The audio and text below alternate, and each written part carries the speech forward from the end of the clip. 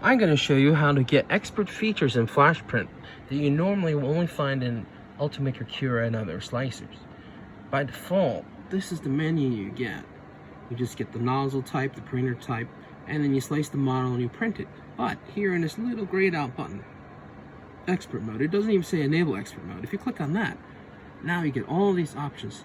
Many of these options are found in the latest versions of other slicers, and they add a lot of special features. Like in others, you can add pauses, so you can switch out the colors. Basically what will happen is it will pause the print, lift the head, and then you can do a filament swap through the menu on the printer, put a new color in and resume it. And you can do multiple colors, many different layers as you want. Then it has something called sequential printing, which lets you do multiple pieces on the bed, as many as will fit, so that the head of the print head doesn't hit the other print.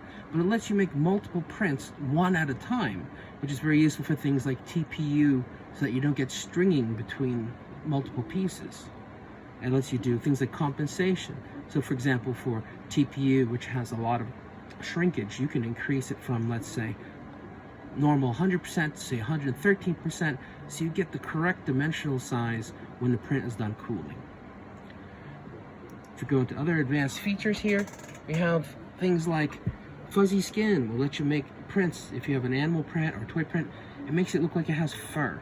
And then you have ironing, which lets you go over the surface of a print, let's say something with a large flat surface, with the hot nozzle barely extruding the filament, and gives it a very, very smooth surface without any lines from the extrusion. It lets you change the extrusion ratio. So by default it's 74%, but let's say some of the material has some shrinkage. You bump that up to 100%, 113%, depending upon the filament. Generally you would want to figure this out by doing calibration tests, by running a temp tower. A temp tower is a scripted temp tower that bumps the temperatures up every 10 degrees and prints a different level and lets you know what the optimal temperature to print your filament at. And then it has bridge settings here in case you want to fine-tune it for a very specific part you print a lot. You can dial it in by doing a bridging test and then set the settings exactly. And the cooling, you can set up fan controls, so you can set up like on here, so that the fan is completely off for the first 3 layers, so you get a very firm bond to the bed, and then the fan comes on normally. It's some of the other features it has in the additions. It lets you do things like pre-extrusion, make it longer, which basically is, it makes a long trail on the bed to make sure that the hot end is, the nozzle is full of filament and it's primed, so you don't get any gaps or anything when it starts to print. Wall builds basically a wall around the print to prevent drafts and other things from making it warp. That's useful on printers that don't have enclosed spaces. And then you have the brim. Brim just adds a typically one layer skirt all around the item to add more surface area so it doesn't snap off the glass. It's very useful for very thin supports.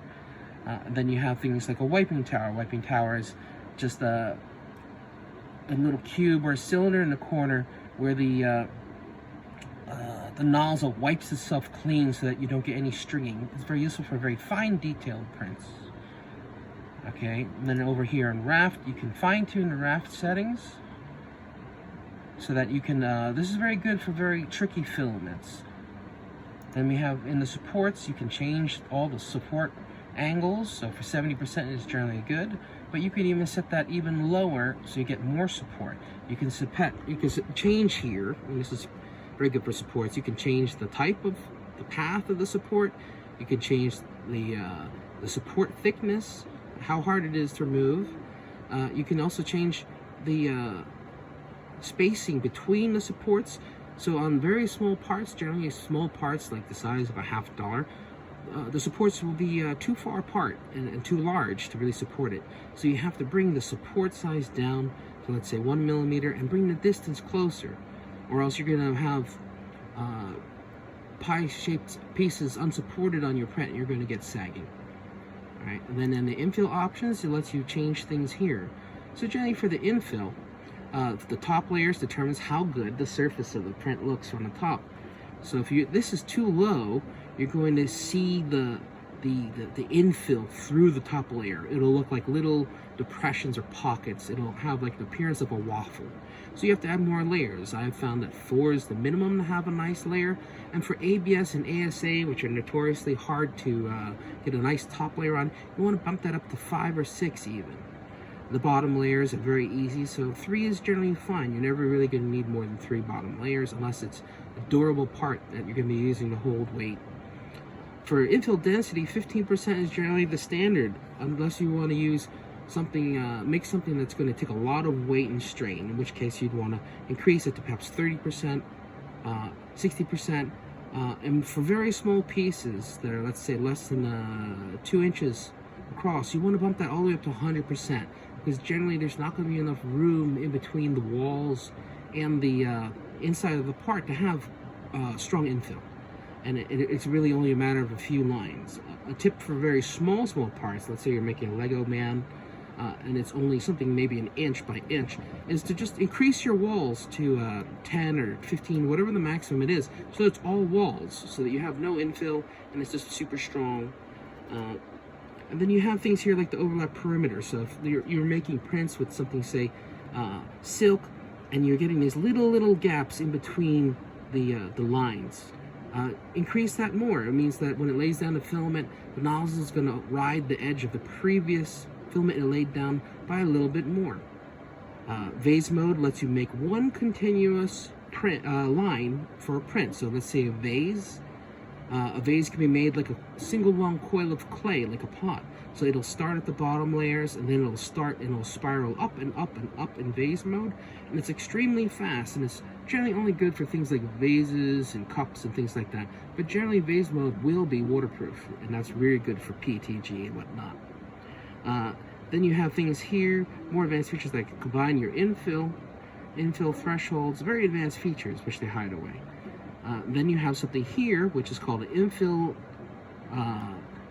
interval layers. So basically, if you have a part that's going to take a lot of load, if you add an interval layer, let's say 20, it means that inside the part, every 20 layers, it will make a solid layer, edge to edge. So let's say you're going to make a TPU vibration isolator for a heavy piece of equipment like a motor. You would want to set that so that every 25 lines inside the TPU, it makes a solid line, solid layer straight across, so that you get more rigidity. Generally, interval layers will make the print stronger and more stiff. And then you have the density control. So let's say you're doing a rocket, right? And it's just a vast empty space. But then at the very top of the rocket, there's the spire, and it snaps off easy if it's hollow. So basically, you would slice the model, find where the spire starts, and you would select the start layer, and you would have it end at the layer just below where the spire starts. And then you would start the next layer, and then you would set the infill higher. So let's say your typical infill layer is 15%, and then it gets to the spire at the top of the rocket, or even like the gun barrel on a model or a robot. And then at that layer, you would select that layer and you would set the infill to 100%, so that part is solid and it won't break. So you have a lot of flexibility in this free slicer they give you. Now in the shells, you have things like 3 shell count is fine. Generally for ABS and ASA, you want 6. And then it has here the speed, so for very tricky filaments, you can slow down the speed. So let's say you're doing TPU, right? TPU, you would want the travel speed, the filament speed, all the speeds to be exactly the same to prevent oozing. So you would want to have your own profile for TPU and set all the speeds to the same. And generally, I print TPU at 15 millimeters a second for everything, and that includes even the travel time and everything. Then you have something very important called the shell print order. Shell print order is basically how the surface is going to look. So basically, for very high quality filament, you're going to set it from inner to outer, so that the outer layer is very, very nice looking. But for cheaper filament, or maybe filament that isn't perfectly 1.75 millimeters, basically anything not Flashforge, or anything that's bargain, like G-Tech or any of those other brands, you're going to set it to outer to inner. So So basically what will happen is it will do the outer layer first and then do the inner layers last. And generally that will conceal a lot of the variance you'll get in inexpensive filament, where the lines will look like ridges because the filament's not exactly precisely the correct size. And then you have in here things like start points, very more advanced settings, which you really won't need unless you're making very specific parts over and over and over again. In general, you're going to have things here like the layer height mode, and this is so that you can print. Most people don't know, but with the standard 0.4mm nozzle, you can actually print thicker and wider with the same nozzle. So you can put the 0.4, 0.6 nozzle, and you can print all the way up to 0.8mm wide with a thinner layer at slower speeds. But that's a very more advanced feature. But you can do very thick walls, almost up to 1mm thick in one pass by changing this around. If you Google thickest line I can make with a 0.4mm nozzle, whatever nozzle you're using, you can find all these settings readily online. You can just plug all the data into here. The retraction is to prevent stringing. So generally the retraction distance is how far it will bring the filament up out of the nozzle to relieve pressure and prevent the filament from keep coming out. And for some filaments, you need to really back that off quite quickly. But typically for PLA, these are the normal settings. But for things like TPU, where TPU is generally extrudes under pretty high pressure, if you retract, it's not going to do anything. It's still going to have a lot of pressure in the nozzle and still continue to ooze, and you're going to get all sorts of lumps and bumps. And generally for TPU, I turn retraction off, but it's all up to your personal settings. But for some filaments that tend to ooze very easy, some filaments are very soft melting, like Polymaker melts at 180 or below, you want to set your retraction faster, or else you're going to wind up with oozing and stringing. Okay, and then retraction here, retraction when crossing an outline, if you set that to yes, basically it means when the nozzle crosses over the part you're printing, it will retract, and it only means when it crosses the outline. Generally you want to set this, it seems contrary to the setting, but you want to set this to no. The reason why I set this to no is because you want it to always retract when it crosses over the outline.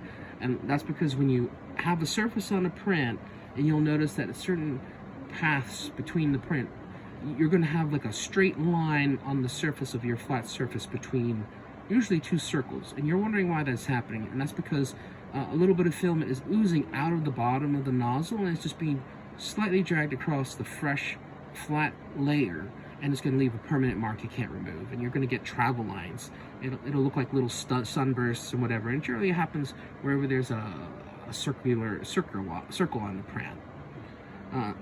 And then under the general printing settings, right, Flashforge PLA settings, if you're going to change all these settings, you want to make a custom profile. So you want to save as new, and then you would want to go and you want to select custom material, and then you're going to have your custom prints. Like for here, I have all these different ones: base print mode, TPU, sort of like TPU, and that way you, instead of having to change the settings every time and frustrate yourself, you can just have all these presets made in your custom materials so that you can just go to it and pick it out without having to change the settings to the standard profile, which I don't recommend. In general though, these standard profiles are pretty decent. The only thing that I find is a problem is they tend to print a little too low for certain filaments, and the retraction tends to not be enough, but that's it. So I hope that this basic explanation of how to switch to expert mode and what some of the expert mode features do, basically you can Google all these settings and go as deep as you want, or you can just take the few suggestions I made to improve the quality of your prints and use them, and you'll notice immediately improvements in your printing. I hope this helps someone, and have a good day and good printing to everyone.